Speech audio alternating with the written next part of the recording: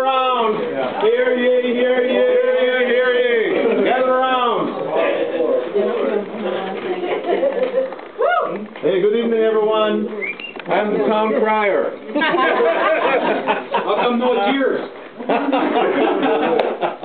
And it is my great pleasure to be standing here with my very good friend, Linda Higgins, who is a neighbor and a champion and a friend of the North Side. Linda works at City Hall, for those of you who don't know, and so she's a co-worker of mine also. And she brings a lot of our issues to City Hall, believe it or not, in terms of problem properties and problem stores and so on. Linda has worked on a lot of those issues. So when she goes to the Capitol, she goes not just as a neighbor who sometimes has to deal with a house next door that has a problem and deal with the children who are after school and in the summer have little or nothing to do, or men who are coming back to the community who need jobs, but she's also dealing with our issues as a community, the kind of things that the neighbors are representing to the city. And she takes those issues from a very visceral point of view and takes them to the state and represents us in a very able and passionate way. And that is why some of the things that Linda does, whether it be the copper, dealing with the copper strippers and dealing with the junk yards that are the scrap yards that are selling and trying to get legislation to deal with that, or to hire our children in the summertime. You see the street works kids. This summer, I think there were probably almost a couple of hundred this year, right? There were 2010 and 2009 and 2009, I think. In summer jobs. Yeah. General summer jobs. Yeah. So, and Linda has worked on legislation, not just to get money for those things, but to make sure that it is recurring money year after year.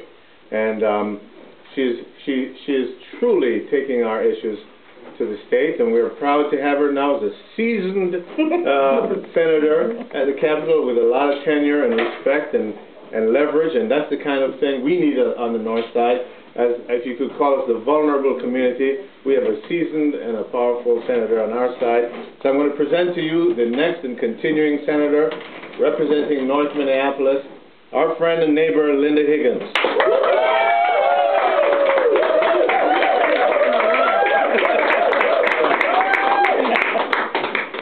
Thank you, Don. I just said you do that very well with no warning of having to get Yeah, that's right. Yeah. Thanks, everybody, for coming tonight, and thank you all for your support in my re-election effort. It's not something I've had to do since the very first year that I ran to have an opponent at the endorsing convention. And so I've had to relearn all those skills that I once had, you know, calling people and asking for their support and sending letters and you know, generally re-engaging the community again when I'm usually got my head full of legislative problems at the Capitol. So it's been great fun, and I'm glad that the convention is next Saturday and that you all will be there to help. And we will be victorious, I believe, at the end of the day, and maybe even earlier in the day. Our opponent, somebody you all know, has also been a good advocate here for North Minneapolis, and he is a person that we are happy to have as a neighbor here.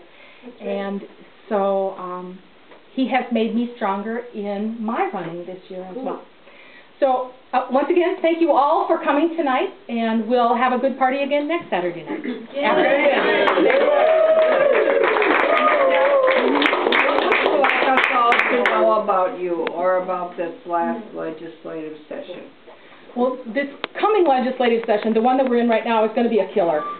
And Denny Wagner has it already. He's decided that Governor Pawlenty's already summoned the first death panel in his vetoing of the General Assistance Medical Care. He is judge, jury, and executioner. And we can't let it happen. We will all need to band together and make sure that the most vulnerable people in our state have health care. And I don't know if you know much about the people who get General Assistance Medical Care. There are about 70,000 people in our state. They live on about $203 a month. They are, about a third of them are veterans, and that's unconscionable. People living under bridges, in boxes. They are mentally ill. They are coping with drug addiction. They are sometimes just people who've lost their jobs and have nothing to fall back on. But we know that if they can keep their medical care and they can keep access to their prescriptions, they can kind of stay at an even keel. And so they aren't going to end up, when they get sick, in our emergency rooms that are the most expensive health care that we have in the state. So if we can't figure this piece out, we aren't the Minnesotans that I think we are. So we'll all be asking for your help as we go forward trying to get this puzzle solved. Now, another thing that I've been proud to work on in the last few years is the Second Chance Coalition. And on Monday, the Second Chance Coalition is going to be here. We have a couple of advocates for the coalition who joined us tonight. Sarah and Mark are both here. And thank you so much for doing that.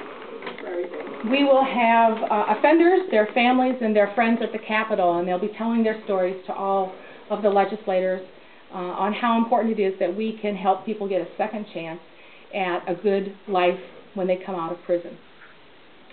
That has not been an easy task at the Capitol either, with the governor that we have and some of his friends who are voting. But we've made some great successes, and we will continue, and we will have more success, and we'll get them on the road to recovery and becoming people that we want to have as our neighbors rather than people that we kind of always shove into a corner.